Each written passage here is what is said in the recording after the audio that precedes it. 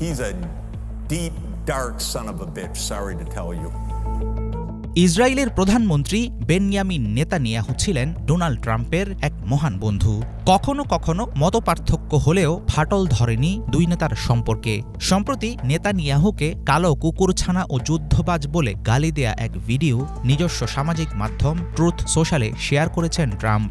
এই ঘটনার জেরে সামনে আসছে বহুমুখী গুঞ্জন। পরোক্ষভাবে হলেও ইসরায়েলি প্রধানমন্ত্রীকে কুকুরছানা বলায় সমর্থন আছে কি ট্রাম্পের?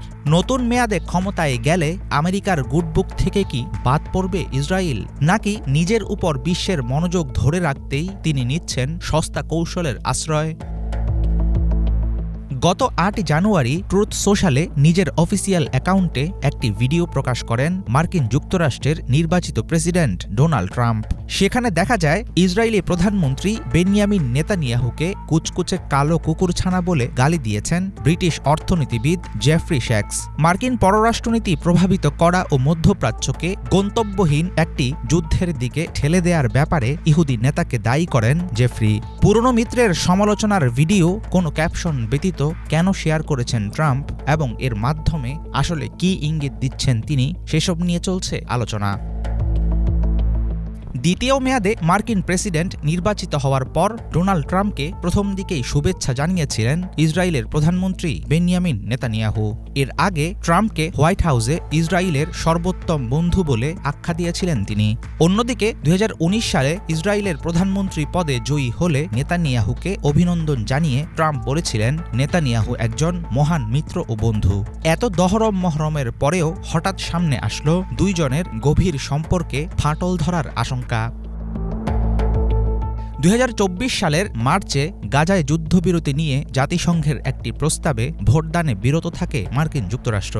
এর প্রতিবাদে আমেরিকায় পূর্বনির্ধারিত রাষ্ট্রীয় সফর বাতিল করেন বেনয়ামিন নেতানিয়াহু।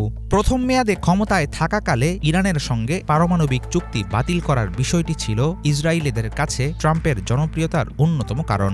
কয়েকটি আরব দেশের সঙ্গে তেল আবিবের সম্পর্ক স্বাভাবিক করার ক্ষেত্রে তিনি নিয়েছিলেন মধ্যস্থতাকারীর ভূমিকা। আগামীতে ট্রাম্পের নেয়া পদক্ষেপ নেতানিয়াহুর মনমতো না হলে কি ঘটবে সেদিকে থাকছে আন্তর্জাতিক মহলের নজর। বিপুল অর্থ খরচের মাধ্যম হওয়ায় সবসময় যুদ্ধ অপছন্দ করার কথা জানিয়েছেন ডোনাল্ড ট্রাম্প।